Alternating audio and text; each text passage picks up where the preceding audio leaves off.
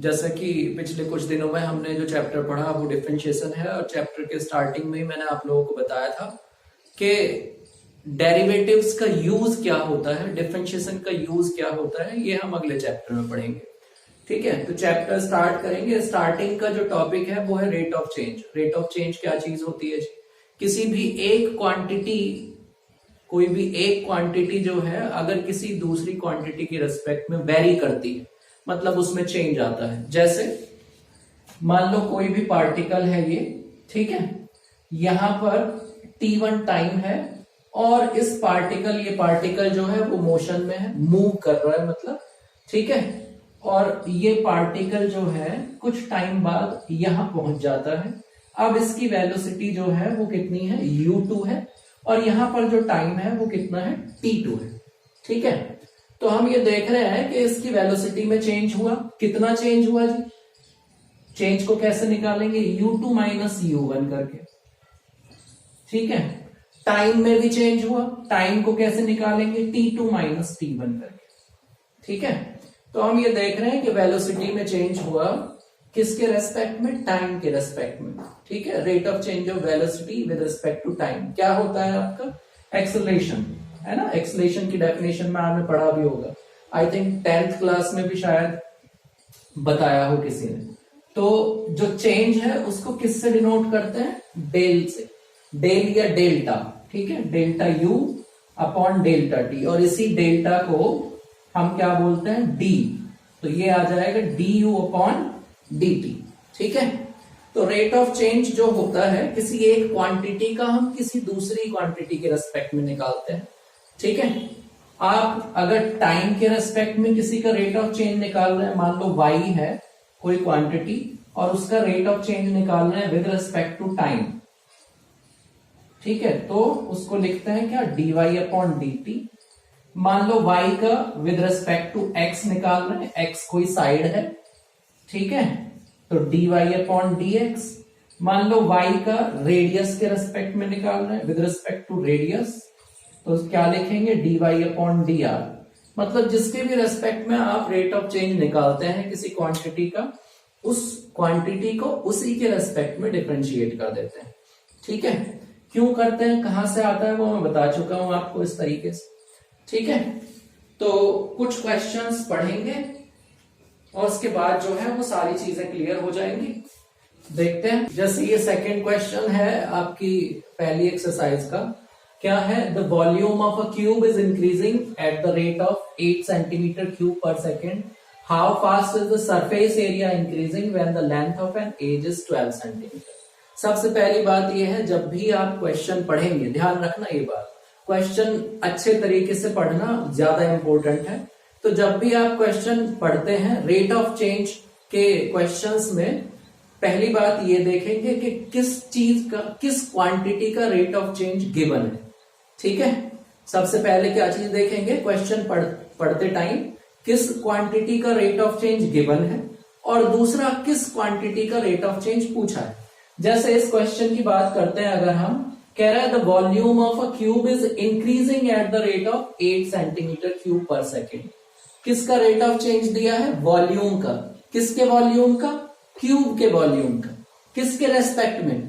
Time के। Centimetre cube पर second किसके रेस्पेक्ट में दिया है? Rate of change of volume time के रेस्पेक्ट में। आगे, how fast is the surface area increasing.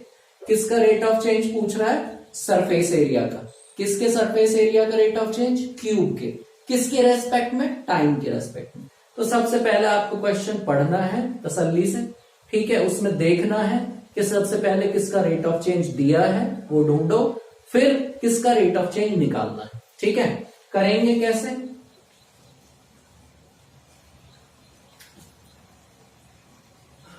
Late the side of cube,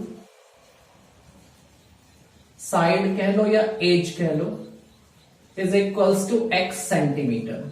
ठीक है, किसका रेट ऑफ चेंज दिया है जी? वॉल्यूम का। तो सिर्फ लिखेंगे rate of change of volume of cube with respect to time. ठीक है, d upon d t, rate of change with respect to time, किसका? वॉल्यूम का। कितना दिया है? 8 सेंटीमीटर क्यूब पर सेकेंड। ठीक है, d upon d t as it is. ना वॉल्यूम का क्या फॉर्मूला होता है क्यूब के वॉल्यूम का? साइड क्यूब, और साइड कितनी है? एक्स। तो ये क्या आ जाएगा? X cube is equals to 8। Differentiate करेंगे टी के रेस्पेक्ट में, 3x square d x upon d t is equals to 8, and dx upon dt की वैल्यू क्या आ जाएगी? 8 अपॉन 3x स्क्वायर। ठीक है, अब किसका रेट ऑफ चेंज निकालना था हमें? एरिया का। Now rate of change of area,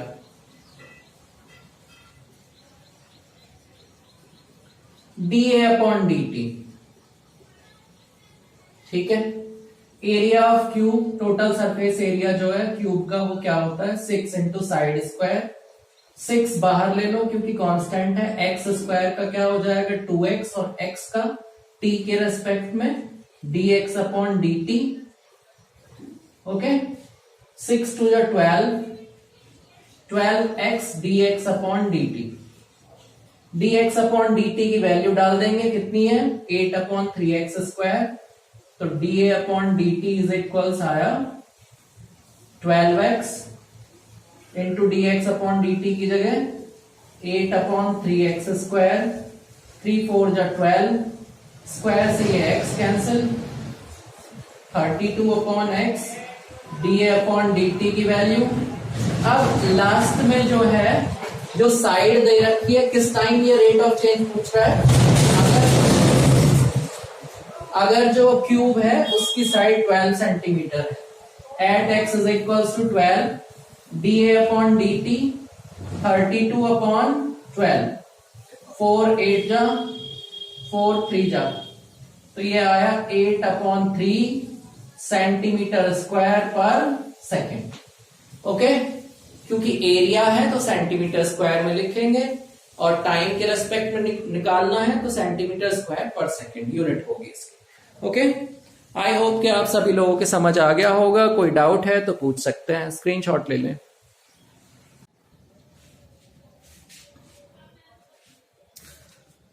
okay, second question करते हैं। क्वेश्चन नंबर 5 है ये एक्सरसाइज का आपकी। A stone is dropped into quite lake and waves moves in the circles at the rate of 5 centimeter per second.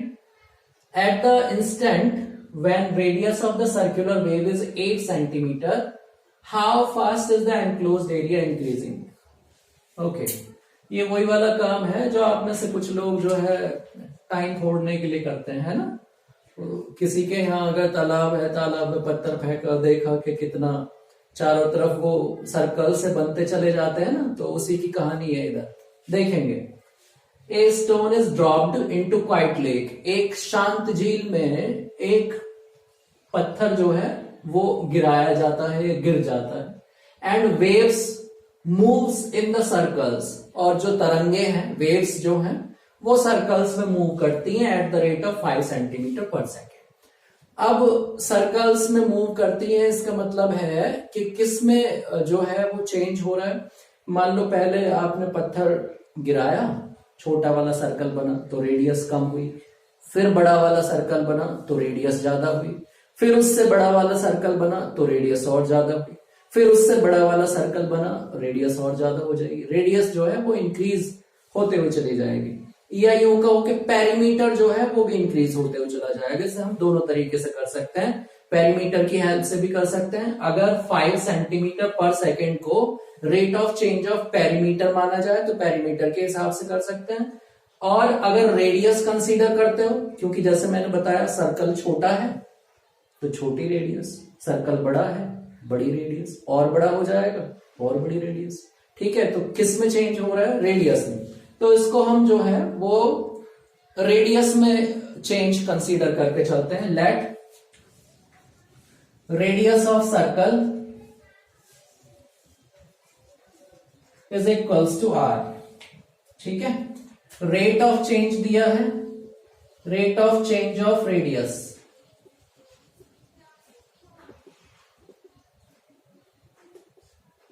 किसके respect में दिया है भैया? टाइम के, ये ना पर सेकेंड।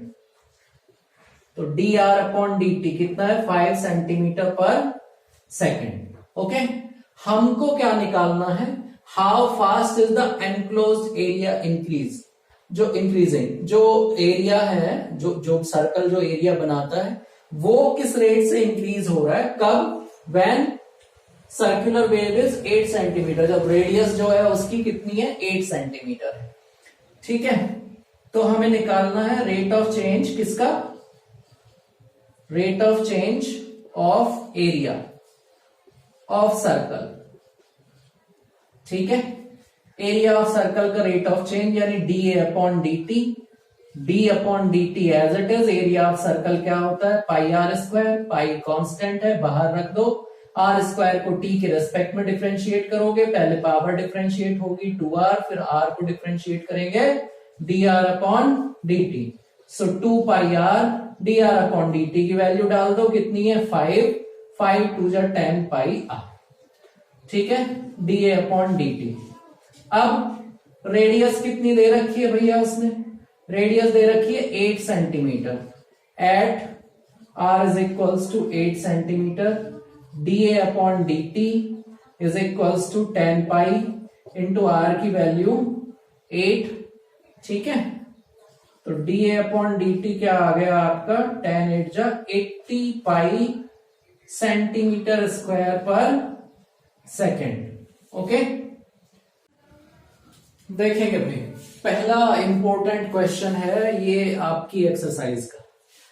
ठीक है, 3 या 4 क्वेश्चन ही बेसिकली इंपॉर्टेंट है, उनमें 8 है ये वाला जो हम करने जा रहे हैं, उसके बाद 10 है लेडर वाला क्वेश्चन जो है, और उसके बाद 11 है। आई थिंक 11 या 12 में से कोई सा है, एक्स कोऑर्डिनेट वाई कोऑर्डिनेट को लेकर, और एक रेवेन्यू वाला कर लेना जरूर से, क्योंकि रेवेन्यू वाले जो क्वेश्चंस हैं उनके ऊपर आपकी केस स्टडी भी पूछी जा सकती है। ठीक है, करेंगे तो हम धीरे धीरे करके चलेंगे सारे। सबसे पहले 8 देखते हैं। कह रहा है a balloon which always remains spherical is being inflated by pumping in 900 cubic centimetres of gas per second. एक गुब्बारा है, बलून है, जो हमेशा स्फेरिकल रहता है। वो हैप्पी बर्थडे में नहीं आते, हैप्पी बर्थडे वाले जो है वो स्फेरिकल रहते हैं हमेशा। ऐसे नॉर्मल बलून अगर लोगे तो वो लंबा हो जाता है ना। तो जो बर्थडे वाले होते हैं, या जैसे आप लोगों ने देखा हो वो पहले वो चला था पोलियो, पल्स पोलियो अभियान जो है, बड़े बड़े गुब्बारे जो है हवा में ऊपर की तरफ हो लटके रहते थे, तो वो वाला है ये। ठीक है, स्फेरिकल रहता है। कह रहा है a balloon which always remains spherical, एक गुब्बारा जो हमेशा स्फेरिकल स्फेयर की फॉर्म में रहता है, इज बीइंग इन्फ्लेटेड फुलाया जाता है बाय पंपिंग हवा भरकर इन 900 cubic centimetres of gas per second. Her second 900 centimetre cube gas भरकर। ठीक है, कह रहा है फाइंड द रेट। अच्छा, ये क्या दिया हुआ है जी? 900 cubic centimetres. Cubic centimetres, cubic centimetre, ये आपको यूनिटी बता देगी कि क्या किसका रेट ऑफ चेंज दिया। तो किसका रेट ऑफ चेंज दिया? क्यूब। क्यूब में किसको मेजर करते हैं? वॉल्यूम को। तो किसका रेट ऑफ चेंज दिया है? वॉल्यूम का। ध्यान से देखना इसकी यूनिट को। ठीक है, और पूछा है find the rate of eight which the radius of the balloon increases. किसका रेट ऑफ चेंज पूछा है? रेडियस का। किसका रेट ऑफ चेंज दिया है? बलून का। ठीक है, कैसा है बलून? स्फेरिकल है। ठीक है, बलून के वॉल्यूम का रेट ऑफ चेंज दिया है, तो देखेंगे let radius of balloon is equals to r. ठीक है, rate of change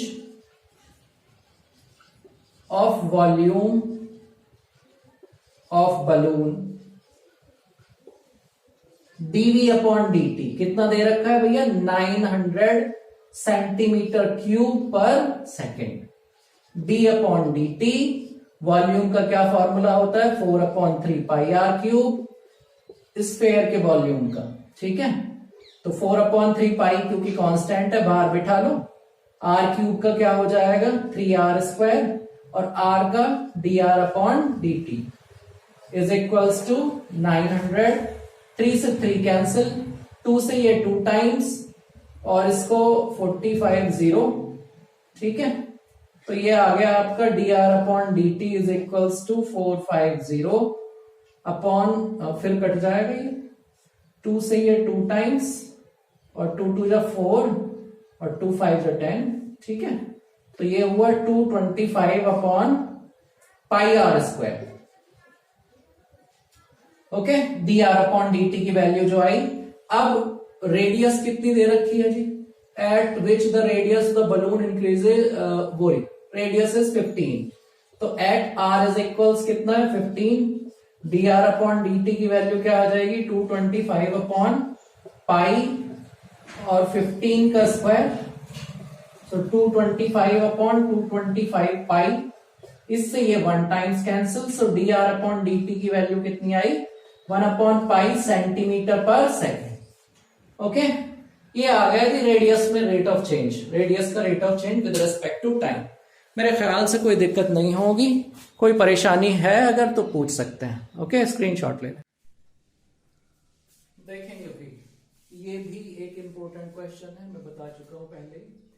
A ladder 5 metre long is leaning against a wall. एक सीढ़ी दीवार के सहारे जो 5 सेंटीमीटर लंबी है, झुकी हुई है, ठीक है। मान लो ये दीवार है आपकी और ये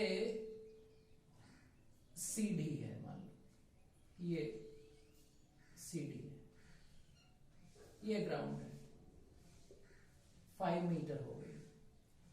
कह रहा है the bottom of the ladder is pulled along the ground.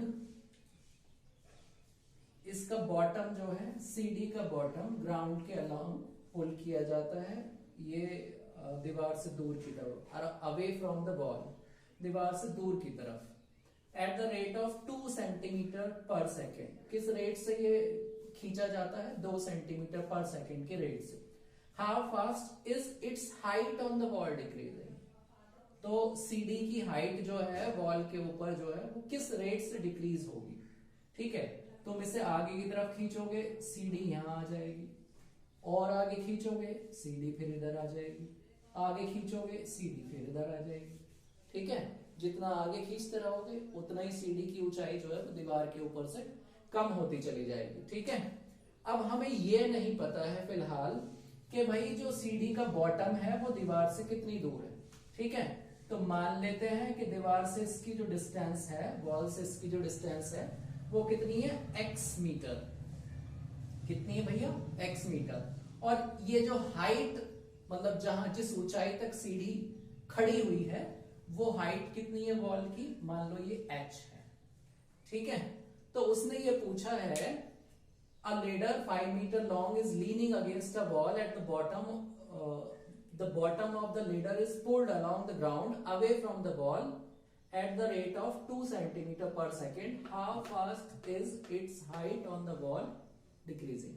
इसकी हाइट किस रेट से डिक्रीज हो रही है। तो जैसा मैंने स्टार्टिंग वाले क्वेश्चन में ही बताया कि किसी भी एक क्वांटिटी का रेट ऑफ चेंज दिया होगा, दूसरी क्वांटिटी का रेट ऑफ चेंज वो पूछता है, ठीक है। तो जब हम इसके बॉटम को पकड़ के आगे की तरफ खींचेंगे तो किस में चेंज होगा, एक्स में। एक्स जो है वो इंक्रीज होती चली जाएगी, है ना। इसको वाई कंसीडर कर लो, ज्यादा अच्छा, एक्स के साथ वाई अच्छा लगता है ना।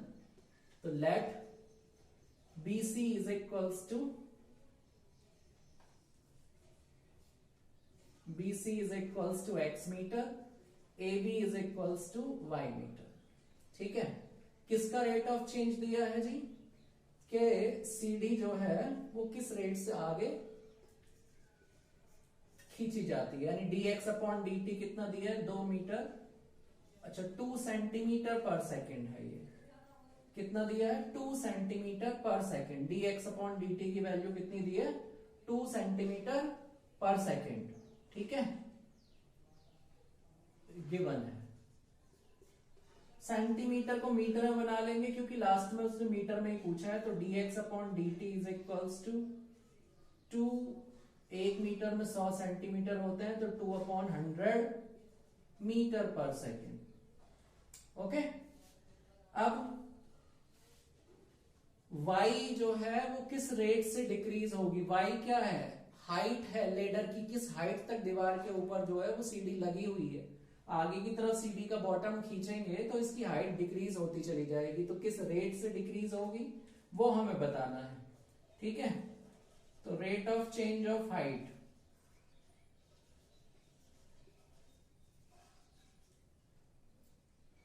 क्या हो जाएगा, dy अपॉन dt। ठीक है,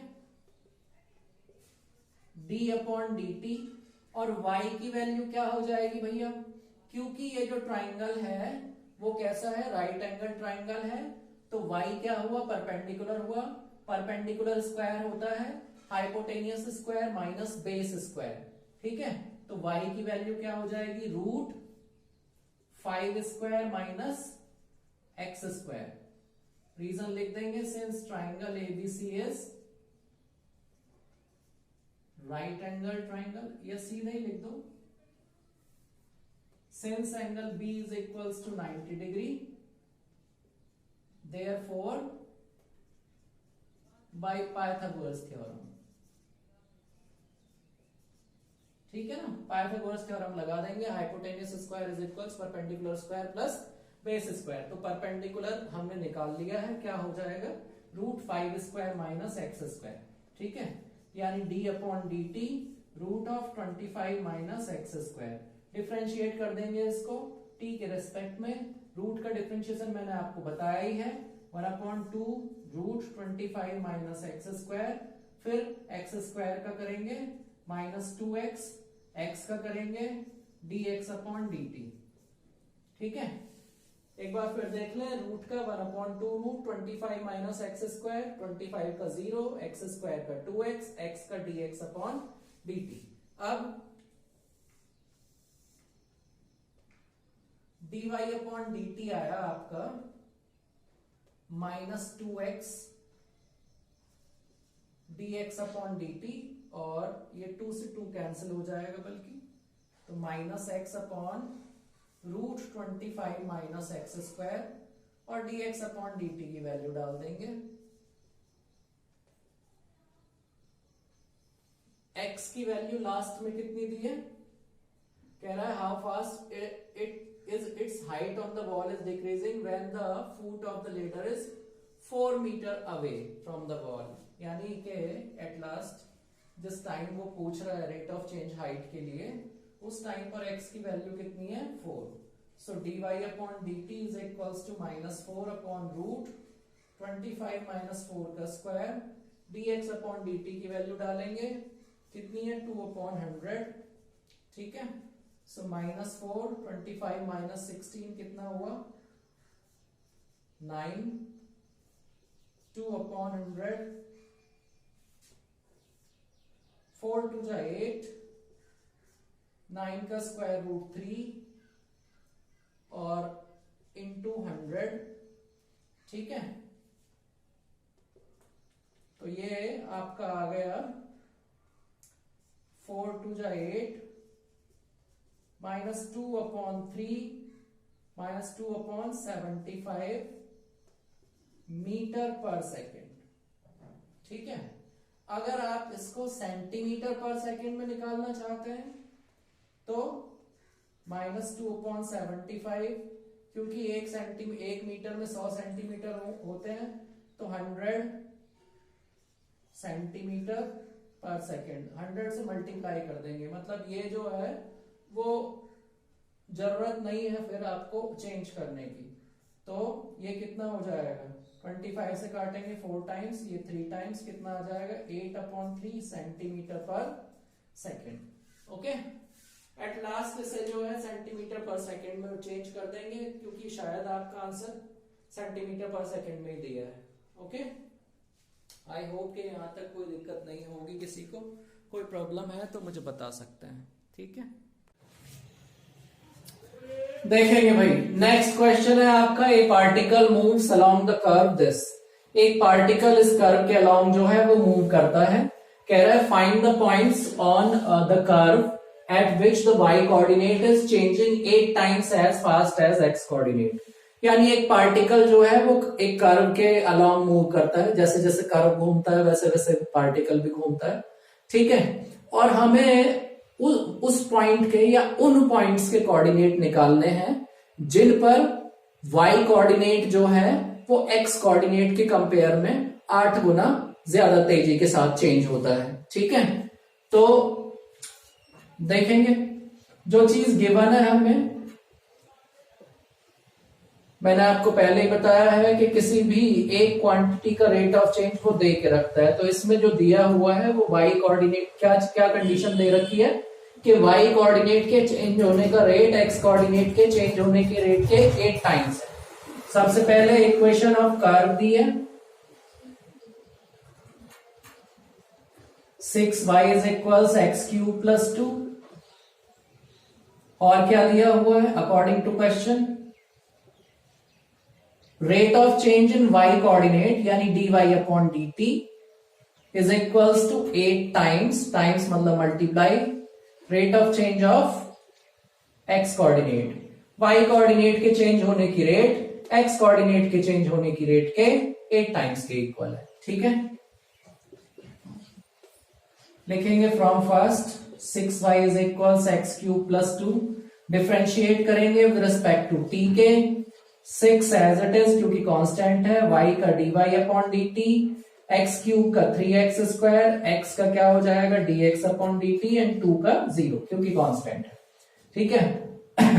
3 से ये 2 टाइम्स कैंसिल, तो 2 dy upon dt is equals to x square dx upon dt, dy upon dt की वैल्यू डाल देंगे कितनी है 8 dx upon dt is equals x square dx upon dt, dx upon dt से dx अपॉन dt कैंसिल, ये आया आपका x square is equal 16 यानी x की वैल्यू प्लस माइनस 4, ठीक है। On putting x is equals 4 in first, तो 6y is equals 4 cube plus 2, 6y is equals 4 4 जा 16 4 जा 64, 6y is equals to 66, 11 times cancel हो गया, ये कितने आ जाएंगे पॉइंट्स 4 और 11, again putting x is equals minus 4 in first, so 6y is equals minus 4 की cube plus 2, 6y is equals minus 64 plus 2, 6y is equals minus 62, y is equals minus 62 upon 6 यानी minus 31 upon 3। तो अब की बार जो point आए वो कितने आए माइनस 4 और माइनस 31 अपॉन, ये दो पॉइंट हो जाएंगे जिन पर वो कर्व के अलोंग अगर मूव करता है पार्टिकल तो उसकी पोजीशन इस तरीके से चेंज होगी कि y कोऑर्डिनेट x कोऑर्डिनेट के कंपेयर में 8 टाइम्स फास्टली चेंज होगा, ओके। चलो नेक्स्ट देखिए भाई, आज के लिए लास्ट क्वेश्चन है, बाकी का काम जो है वो हम कल करेंगे। कह रहा है sand is pouring from a pipe eight the rate of 12 centimetre cube पर सेकेंड।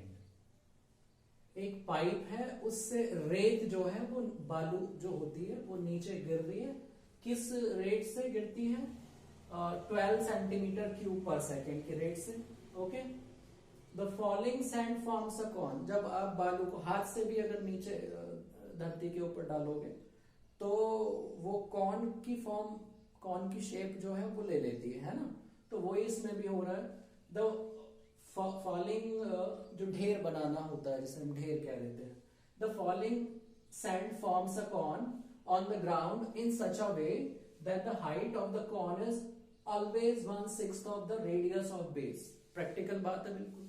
मान लो रेत हाथ में लेके तुम जमीन के ऊपर डालोगे तो वो फैलेगी ज्यादा, है ना, ऊंचाई में कम आएगी, तो इसका मतलब है हाइट कम होगी हमेशा, रेडियस ज्यादा होगी, क्योंकि जितनी ज्यादा फैलेगी उतनी रेडियस ज्यादा होगी। तो इसमें भी यही बोला है कि जो पाइप से रेत गिरती है जमीन के ऊपर, ग्राउंड के ऊपर, तो उस जो ढेर बनता है उसकी हाइट रेडियस की हमेशा 1/6 है, यानी हाइट जो है वो रेडियस के 6ठे भाग के बराबर है, ठीक है। कह रहा है फिर आगे, how fast is the height of the sand corn increasing. उस जो कॉर्न बनता है रेत के थ्रू, रेत जो है, जो सैंड है वो कॉर्न बनाती है जो जमीन पर, उसकी हाइट किस रेट से इंक्रीज हो रही है, when the height is 4 centimetre, यानी कि अगर 4 सेंटीमीटर ऊंचाई तक उसकी हाइट आ गई है तो अब किस रेट से इंक्रीज होगी ये हमें बताना है। ठीक है, तो सबसे पहले वही हम ये देखते हैं किसका रेट ऑफ चेंज दिया है, और इसके अलावा और कोई चीज दी है क्या। तो रेट ऑफ चेंज दिया है किसका, वॉल्यूम का। तो लेट हाइट ऑफ कॉर्न, पहले डायमेंशन सेलेक्ट करते हैं, radius of cone is equals, now rate of change of volume of cone. ठीक है, कितना दे रखा है भैया, 12 सेंटीमीटर क्यूब पर सेकेंड, माने dv upon dt is equals to 12 दिया है। d अपॉन dt वॉल्यूम कितना होता है कॉर्न का, 1 अपॉन, अरे ये इंपॉर्टेंट बात ध्यान आ गई भैया, फॉर्मूले याद कर लेना उधर। पता चला कि वहां तुम सवाल तो समझ पा रहे हो कि कैसे करना है, फॉर्मूला भूल गए या गलत लगा दिया, गलत हो जाएगा क्वेश्चन। फॉर्मूले जरूर याद कर लेना। So 1/3 pi r square h is equals to 12। Pi upon 3 constant है, बाहर रख लेंगे, d upon d t r square h is equals to 1/12। ठीक है, अब यहां समस्या ये है कि t के रेस्पेक्ट में r और h दोनों को डिफरेंशिएट करना पड़ेगा आप लोगों को, क्योंकि r जो हम कंसीडर करते हैं वो वेरिएबल होता है। r को कंसीडर किया, लेट किया, h को भी माना है, तो ये दोनों क्या हुए, वेरिएबल हुए। ठीक है, अब दोनों को कैसे करें, है ना, तो उसके लिए हमें वो चीज, वो कंडीशन इस्तेमाल करनी है जो दी हुई है। ठीक है, height of cone is always 1/6 of the radius of base. Height of cone is always 1/6 of the radius of base. ठीक है, ठीक है, तो इसने क्या दिया हुआ है, h इज इक्वल्स 1/6r, है ना, तो यहां से r की वैल्यू डाल दो, कितनी, 6h, तो pi upon 3 d upon d t, r की जगह रख लेंगे 6h का square into h is equals to 12, since this given है ना, ये लिख देना कि ये जो है वो गिवन है। ओके, अब आपके दिमाग में ये आ रहा होगा कि r की वैल्यू क्यों रखी जी, h की वैल्यू क्यों नहीं रखी जी। भैया लास्ट में देखो क्या निकालना है, रेट ऑफ चेंज निकालना, हाइट का, रेडियस का नहीं निकालना, तो इसलिए हमने रेडियस की जगह वैल्यू रखी है, हाइट की जगह नहीं रखी।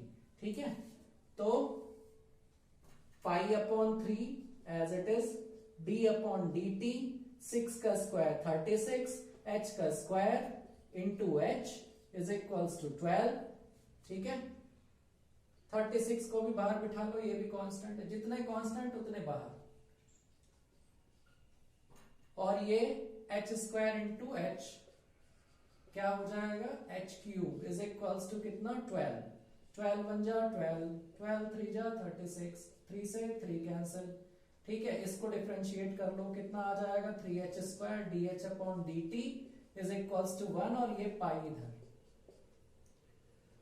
ठीक है भैया, अब हाइट की वैल्यू लास्ट में कहा कितनी दी है, h is equals 4, at h is equals to 4 centimetre, d h upon d t 3h की जगह 4 का स्क्वायर 1 अपॉन पाई, 4 का स्क्वायर 16, 16 3 जा 48, 1 अपॉन 48 पाई सेंटीमीटर पर सेकेंड। ये आ जाएगा जी आपका हाइट का रेट ऑफ चेंज, जो है जो ग्राउंड के ऊपर जो कॉर्न बनता है उसकी हाइट में किस रेट से इंक्रीमेंट होगा या उसकी हाइट किस रेट से इंक्रीज होगी। आई होप के क्वेश्चन समझ में आए होंगे आप लोगों के।